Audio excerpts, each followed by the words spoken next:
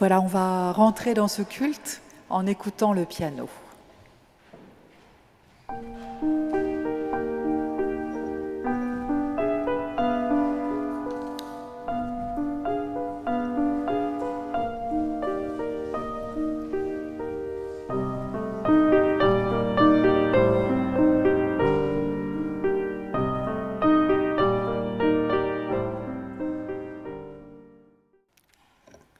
Bienvenue, bienvenue aux habitués de ce temple, bienvenue à vous qui viendriez pour la première fois, ou la deuxième, ou la troisième. Enfin bref, bienvenue à ceux qui ne sont pas et celles qui ne sont pas habitués.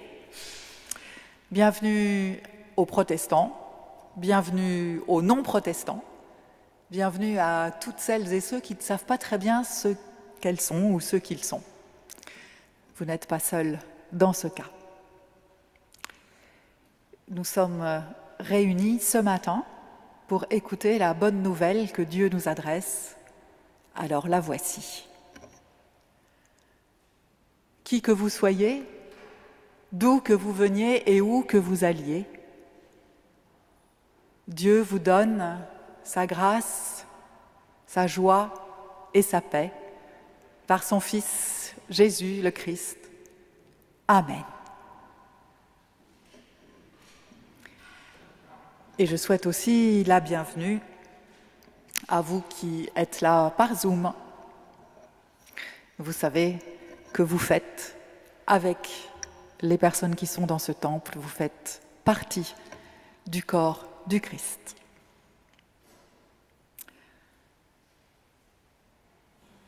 Nous prions.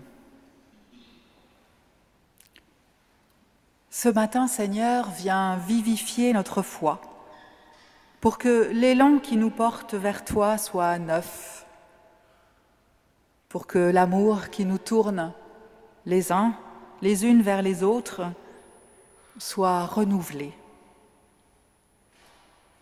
Ce matin, Seigneur, viens vivifier notre foi pour que rien ne devienne une habitude, mais que tout soit une offrande joyeuse. Pour ce jour, ô notre Dieu, accorde-nous ta grâce et le bonheur durable de te servir. Amen. Et nous allons continuer en prière avec la louange en écoutant Philippe. Au début, quelques mots de Christian Bobin et après la lecture d'un psaume. J'écris avec une balance minuscule, comme celle qu'utilisent les bijoutiers. Sur un plateau, je dépose l'ombre et sur l'autre, la lumière. 1 gramme de lumière fait contrepoids à plusieurs kilos d'ombre. Partageons le psaume numéro 100. Gens du monde entier, faites une ovation au Seigneur, offrez-lui un culte joyeux, présentez-vous à lui avec des cris de joie. Sachez-le, c'est le Seigneur qui est Dieu. C'est lui qui nous a fait et nous sommes à lui. Nous sommes son peuple, le troupeau dont il est le berger. En entrant dans son temple, acclamez-le. Dans la cour intérieure, exprimez vos louanges, louez le Seigneur. Remerciez-le d'être votre Dieu. Oui, le Seigneur est bon et son amour n'a pas de fin. De siècle en siècle, il reste fidèle. Amen. Sur la terre,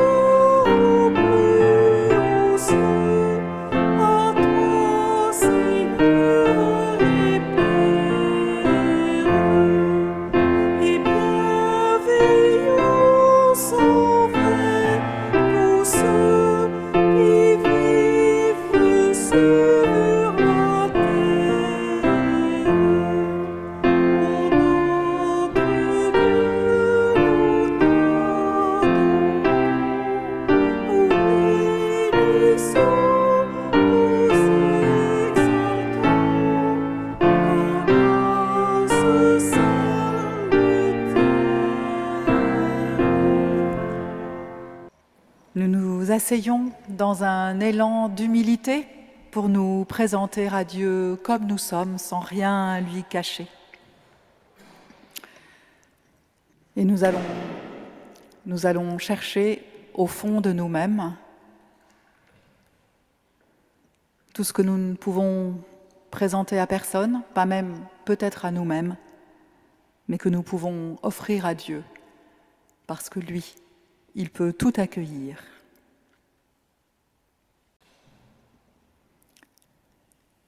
Ô Dieu, merci, parce que tout a commencé le jour où tu nous as aimés, avant même que nous le sachions, et au-delà de toutes nos infidélités. Merci Seigneur, et pardon, parce que je ne sais pas répondre à tant d'amour. Pardon parce que notre humanité et notre monde sont laids. Ils sont tournés vers la destruction.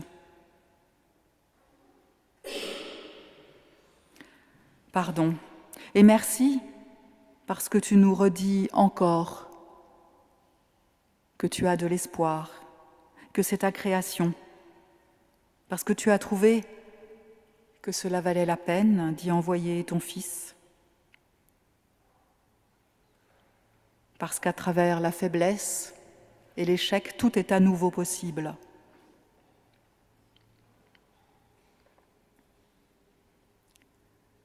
Ô Dieu, pardonne-moi parce que je n'aime pas celui que tu mets à côté de moi.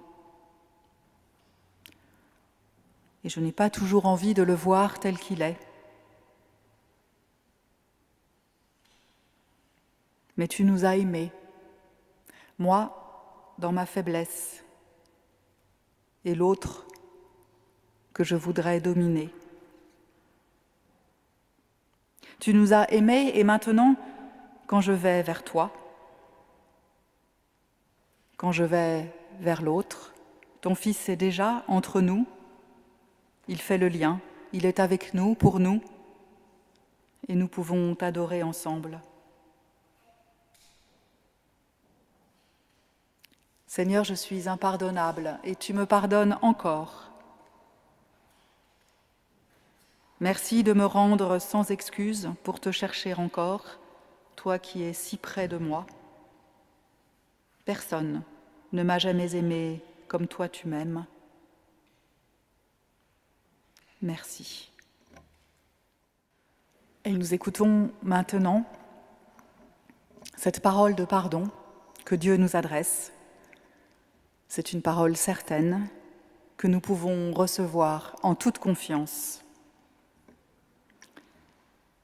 Et nous lisons dans la Bible ce que Dieu nous dit.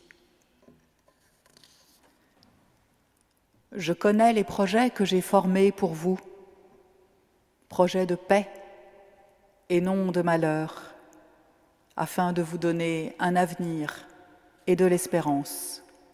Vous me prierez et je vous exaucerai. Vous me chercherez et vous me trouverez si vous me cherchez de tout votre cœur. Je me laisserai trouver par vous. Vous serez mon peuple et je serai votre Dieu.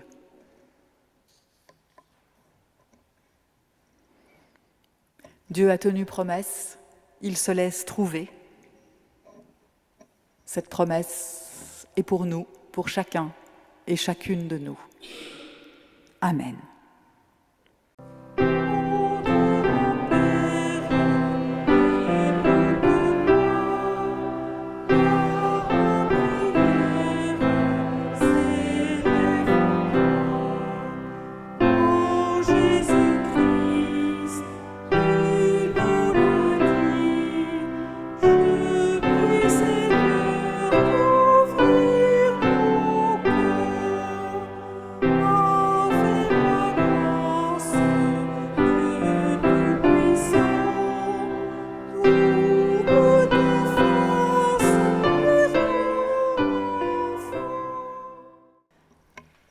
Nous allons lire dans la Bible le texte sur lequel nous allons réfléchir ensemble. Et avant, nous prions pour que l'Esprit nous inspire. Pour mon Dieu et mon salut, j'espère en toi, ô mon Dieu. Que les promesses de ta parole assurent ma marche, libère mes pas de l'errance, perce un chemin de lumière par ta parole dans l'opacité de mon cœur, guéris mes yeux aveuglés et inquiets. Qu'ils discernent et suivent la piste que tu traces dans ces mots, afin que je ne m'égare pas loin de tes préceptes. Amen. Mais je vous dis, à vous qui écoutez, aimez vos ennemis, faites du bien à ceux qui vous détestent, bénissez ceux qui vous maudissent, priez pour ceux qui vous injurient.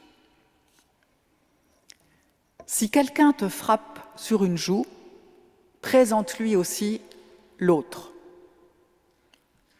Si quelqu'un te prend ton vêtement, ne l'empêche pas de prendre aussi ta tunique. Donne à quiconque te demande et ne réclame pas tes biens à celui qui les prend. Ce que vous voulez que les gens fassent pour vous, faites-le pareillement pour eux. Si vous aimez ceux qui vous aiment, quel gré vous en saura-t-on ? Les pécheurs aussi aiment ceux qui les aiment. Si vous faites du bien à ceux qui vous font du bien, quel gré vous en saura-t-on ? Les pécheurs eux-mêmes en font autant. Et si vous prêtez à ceux de qui vous espérez recevoir, quel gré vous en saura-t-on ? Même des pécheurs prêtent à des pécheurs, afin de recevoir l'équivalent. Mais aimez vos ennemis, faites du bien et prêtez sans rien espérer. Votre récompense sera grande et vous serez fils du Très-Haut, car il est bon pour les ingrats et pour les mauvais. Soyez pleins de bonté, comme votre Père est plein de bonté. J'en ai vu là, pendant que je lisais, qui soupiraient. Comme je vous comprends. Si quelqu'un te frappe sur une joue, présente-lui aussi l'autre. Je vous propose un petit sondage. Qui est d'accord avec cette recommandation ? Vous pouvez lever la main. Ah ben, dites les amis. Alors, pour ceux qui nous suivent par Zoom, il n'y a personne qui lève la main. Ah si, quand même. Si, il y en a 2 qui ont le courage. Pour la théorie, dit-on. Alors, justement, en fait, ce que je voulais dire, c'est qui met cette recommandation en pratique ? Ah, là, tout d'un coup, il n'y a plus de main du tout. Qui apprend ça à ses enfants ? Qui conseille à ses enfants de tendre l'autre joue à une brute qui le frappe dans la cour de l'école ?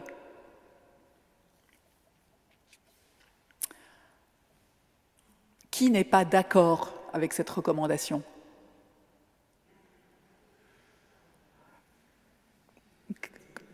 Quelques mains. Et qui ne sait pas ?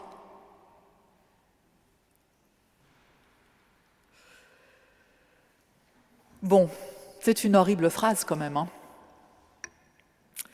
Avec ça, on passe pour des faibles, des peureux, des lâches, peut-être même pour des idiots.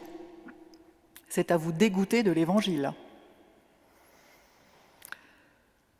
Ce qui est dommage, c'est qu'on est tellement polarisé par cette phrase-là que cela nous empêche de voir le reste de ce que dit Jésus. Du coup, je vous propose de nous arrêter un peu sur le reste et de laisser pour l'instant de côté l'histoire de la joue. Il y a une certaine graduation dans ce que dit Jésus. Prenons par exemple, je cite, « Ce que vous voulez que les gens fassent pour vous, faites-le pareillement pour eux. » Fin de citation. Qui est d'accord avec ça? Presque tout le monde lève la main. Qui n'est pas d'accord? Ah, il y a quand même une main. Qui ne sait pas? Quelques mains. Globalement, on va dire que ça paraît quand même acceptable. C'est la garantie d'une vie harmonieuse en société. Presque toutes les, je crois même qu'on peut dire toutes, disons presque toutes les religions, depuis toujours, appellent à ce que l'on appelle souvent la règle d'or de réciprocité. Ne fais pas ce que tu ne voudrais pas qu'on te fasse.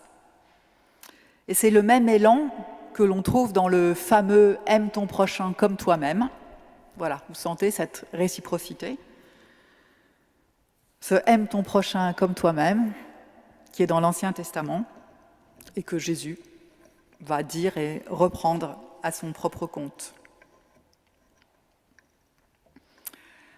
Passons à une autre des invitations de Jésus. Allez, je choisis « Priez pour ceux qui vous injurient ». Qui est d'accord? Beaucoup de mains se lèvent. Qui n'est pas d'accord? Quelques-unes. Qui ne sait pas?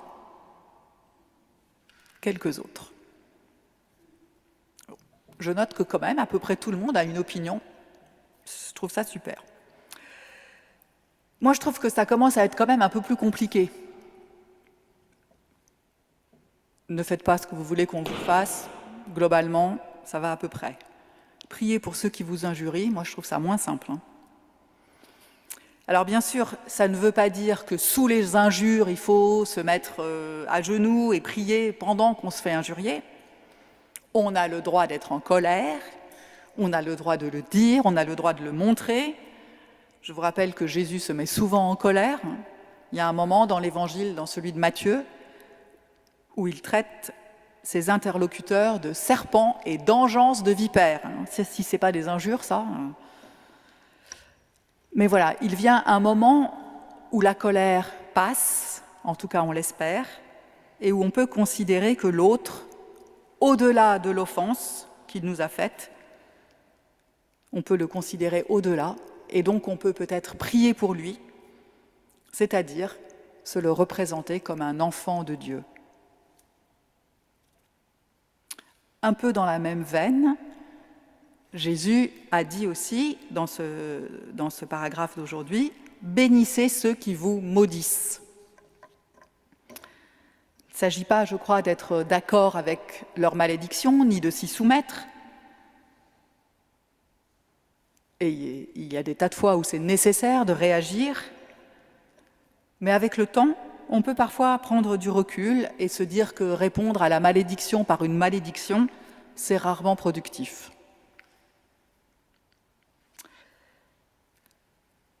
Venons-en, si vous voulez bien, à, je cite, « Ne réclame pas tes biens à celui qui les prend ». Fin de citation. Qui est d'accord? Ah, la personne. Si, peut-être une hésitation? Qui n'est pas d'accord? Grosse majorité. Qui ne sait pas? Ah, quand même, tout le monde ne sait pas. Honnêtement, ça commence à être un peu compliqué. Moi, j'ai quand même envie de dire que ça dépend de qu'est-ce qu'on prend, de comment on me le prend et de qui me le prend. Et nous voilà arrivés au fameux, au pire. Si quelqu'un te frappe sur une joue, présente-lui aussi l'autre. Ça, c'est quand même très violent. On a l'impression qu'il faut faire le jeu de cette violence à notre égard. Moi, je trouve que ce n'est pas tolérable. D'autant qu'il y a des grandes chances que ça ne serve à rien.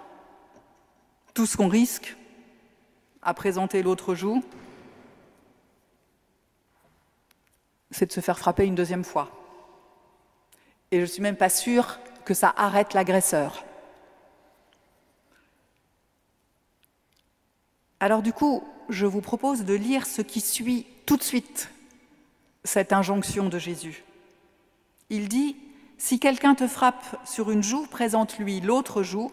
Si quelqu'un te prend ton vêtement, ne l'empêche pas de prendre aussi ta tunique. » Bon, c'est pas beaucoup mieux, vous allez me dire, peut-être un peu moins violent et encore.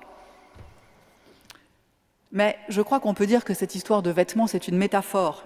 Jésus parle peut-être de vêtements, mais il parle de quelque chose d'autre, de beaucoup plus grand, de quelque chose qui dépasse le vêtement. Peut-être qu'on pourrait presque dire que c'est une parabole, c'est-à-dire une histoire à base d'éléments de la vie quotidienne, mais qui en fait nous disent autre chose, quelque chose de beaucoup plus grand que cela, quand on interprète cette parabole.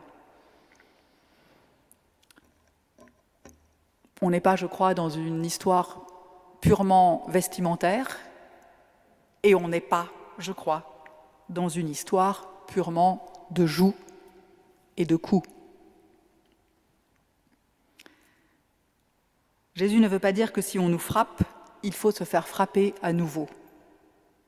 Peut-être que ce qu'il essaye de nous dire, c'est qu'il y a une autre voie que de frapper en retour quelqu'un qui nous a nous-mêmes frappés, que d'agresser quelqu'un qui nous a agressés. Ce qui est généralement, je ne dis pas pour tout le monde, mais généralement le réflexe premier, on me frappe, je réponds. Et Jésus s'oppose en cela à la loi du talion, vous savez, celle qui a été instaurée dans l'Ancien Testament et qui dit « œil pour œil, dent pour dent ». Tu me prends mon œil, je te prends le tien. On rappelle tout de même que la loi du talion, à l'époque, dans l'Ancien Testament, c'était un réel progrès. Elle s'opposait à la vengeance débridée en apportant de la proportionnalité, là où jusque-là, il n'y avait qu'une haine indéfiniment revancharde, quelque chose, je ne sais pas, de l'ordre de la vendetta. En apportant cette notion de proportionnalité, la loi du talion était une amélioration énorme. Et Jésus va encore au-delà pour limiter la violence. Mais vous allez me dire que se laisser frapper une deuxième fois au lieu de frapper son agresseur, ça ne limite pas la violence, ça la déplace, juste. Alors moi, je pense que la proposition de Jésus, c'est de sortir de cette spirale de violence. Il ne s'agit pas de savoir qui va frapper qui, mais d'essayer de sortir du fait de frapper. Et une des façons de le faire, c'est de casser la confrontation en introduisant un tiers. Par exemple, dans la prière, où ce tiers, c'est Dieu. Et donc, priez pour les gens qui vous insultent. Évidemment, en cas de violence, il y a des situations où un des tiers à faire intervenir, c'est la justice. Je veux dire la justice des êtres humains. Dans la suite de son discours, Jésus déplace encore un peu plus son propos pour nous inviter à ne pas être opportunistes ou à ne pas agir que par intérêt. N'aimez pas seulement ceux qui vous aiment, ne prêtez pas dans le but qu'on vous rende l'appareil le jour où vous en aurez besoin. Et l'exhortation que Jésus nous fait, « Aimez vos ennemis », est au contraire un amour gratuit qui n'est pas autocentré. Un amour à fond perdu. Moi, je crois que c'est de cet amour-là que peut naître l'espérance, alors que ça n'est pas possible dans un amour intéressé. Alors bien sûr, Jésus ne dit pas qu'il ne faut pas aimer les personnes qui nous aiment, mais que ce geste d'amour doit être plus large, plus universel, puisqu'il dit quelque chose de l'amour universel que Dieu a pour nous. À la fin de notre passage, Jésus introduit explicitement la notion de récompense. Je vous lis. « Aimez vos ennemis, faites du bien et prêtez sans rien espérer. Votre récompense sera grande et vous serez fils du Très-Haut. »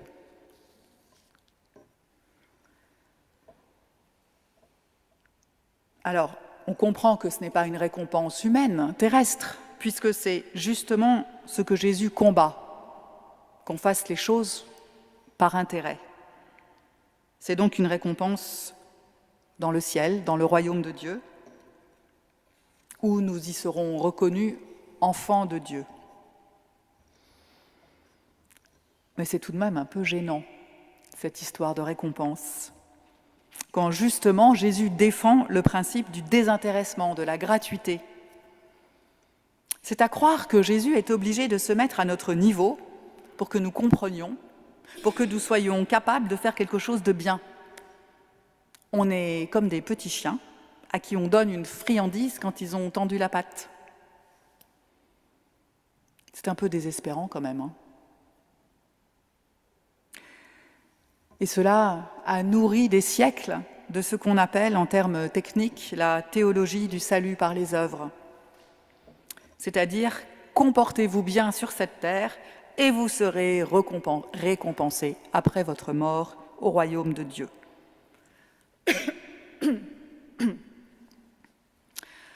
Mais d'autres passages de la Bible permettent d'élaborer une autre théologie, particulièrement mise en valeur par Luther, mais pas uniquement.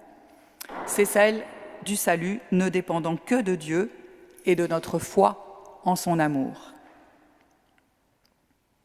Et la notion de récompense trouve alors difficilement sa place, en tout cas comme moteur pour nous faire obéir.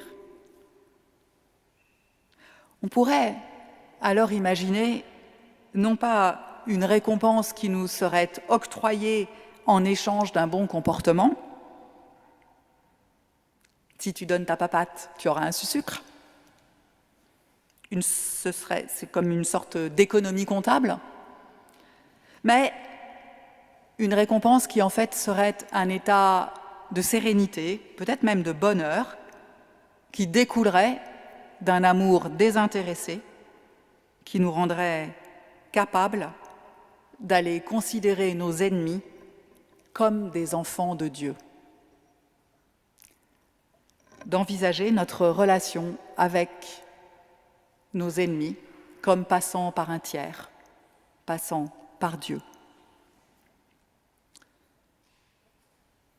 Prêtez sans rien espérer, et ainsi, nous dit Jésus, vous vivrez vous-même de cette confiance et vous manifesterez au monde que vous êtes bien les enfants de Dieu. Tout le discours de Jésus tend à nous faire sortir du donnant-donnant ou du perdant-perdant. Il nous propose autre chose qu'un enchaînement non réfléchi de conséquences automatiques qui s'enchaînent. Tu me frappes, je te frappe. Tu me prends quelque chose, je te le reprends. Jésus nous propose aussi autre chose qu'une préparation très réfléchie et très organisée de nos vies. Je t'aime pour m'assurer que tu m'aimes, je te prête pour m'assurer que tu feras pareil en échange. L'idée globale qui se dégage de nos comportements, c'est de s'assurer, de protéger sa vie aux dépens d'autrui. Et Jésus nous propose autre chose, comme une ouverture. Au lieu d'une vie concentrée et repliée sur elle-même et sur son avenir, il nous autorise à prendre des risques, à ne pas répondre immédiatement et à ne pas tout calculer, à prendre un peu de distance. Dans cette distance, dans cet écart, nous pourrons rencontrer et vivre pleinement sa confiance. Disons que cette confiance sera notre récompense, puisque nous sommes indécrotablement construits comme cela et qu'il nous faut une récompense pour avancer. Nous qui avons sans cesse besoin d'assurance, à la place Jésus nous offre un risque, une chance, devrait-on dire. Et ce nouveau parcours est en quelque sorte tout de même très assuré, puisque, nous dit l'auteur de l'évangile de Luc, je cite, « Votre Père est plein de bonté, Dieu est bon pour les ingrats et pour les mauvais. » Alors là, on peut donc être tout à fait rassuré. Puisque Dieu est bon pour les ingrats et pour les mauvais, on n'a rien à craindre.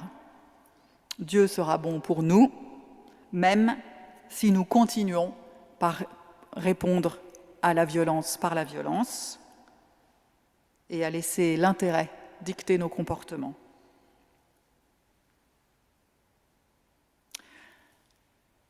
On a donc toute la liberté de faire différemment. Et je vais terminer par une note d'Ancien Testament, par ce fameux « Aime ton prochain comme toi-même ». C'est dans le livre du Lévitique, au chapitre 19. Je vous lis le verset en entier. « Ne te venge pas et ne sois pas rancunier à l'égard de ton peuple. C'est ainsi que tu aimeras ton prochain comme toi-même. C'est moi, le Seigneur. » Fin de citation.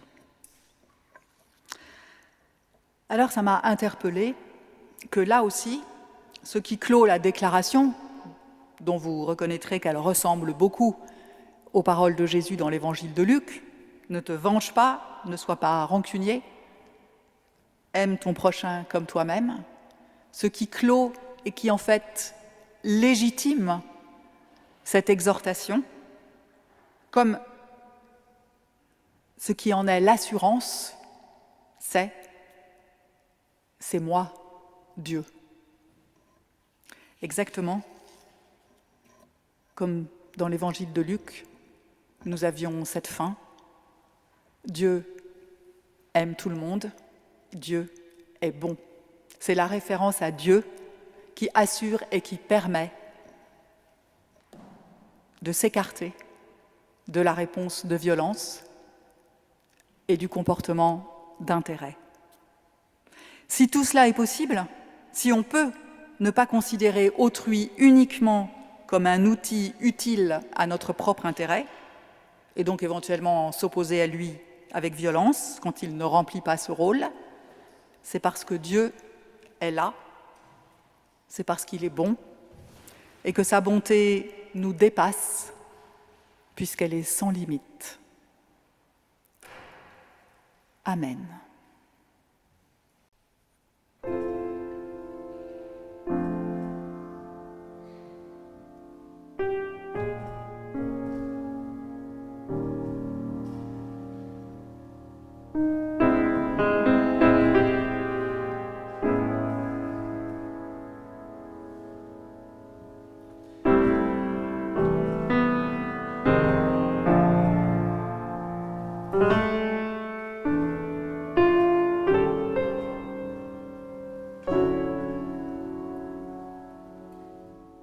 Alors, c'est maintenant le moment de l'offrande.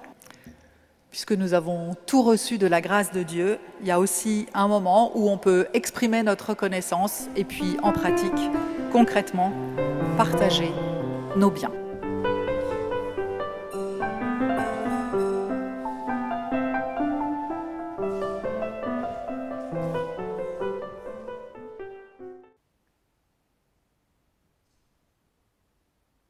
Et nous prions pour le monde dans la prière d'intercession.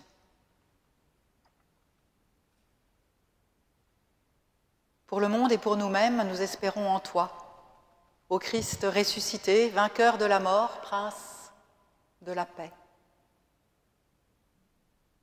Pour le monde qui en a tant besoin, et pour nous-mêmes, nous espérons en toi. Pour l'Église qui te célèbre, dans sa diversité, dans ses divisions, aussi dans son unité, nous espérons en toi, ô Christ ressuscité qui a brisé tous les murs de séparation. Pour les plus faibles, les plus misérables, les plus fragiles de la terre, les plus désespérés, pour celles et ceux qui meurent ou subissent des violences sans que quiconque s'en soucie. Nous espérons en toi, ô Christ ressuscité, vainqueur des morts, qui a inscrit chacun de nos noms sur une pierre unique. Que ta parole de vie fortifie notre foi, renouvelle notre espérance, élargisse notre amour aujourd'hui et chaque jour.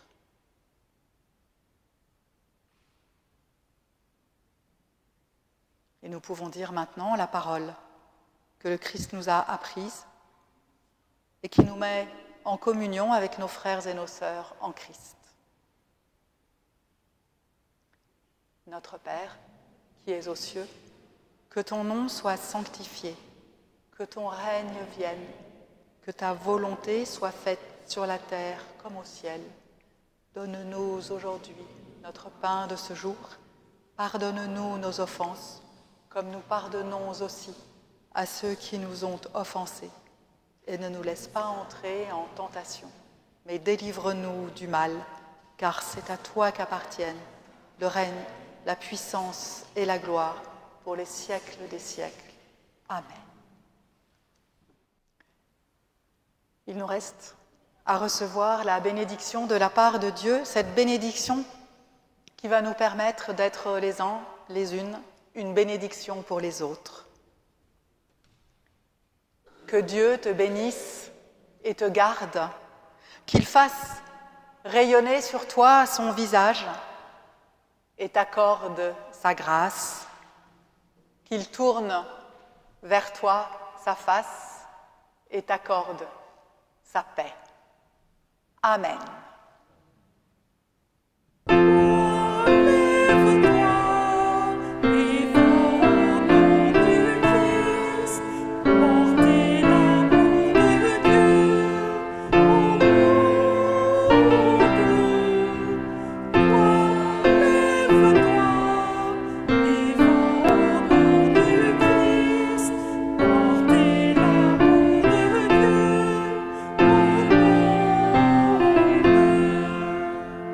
Bon dimanche à tous, bonne semaine.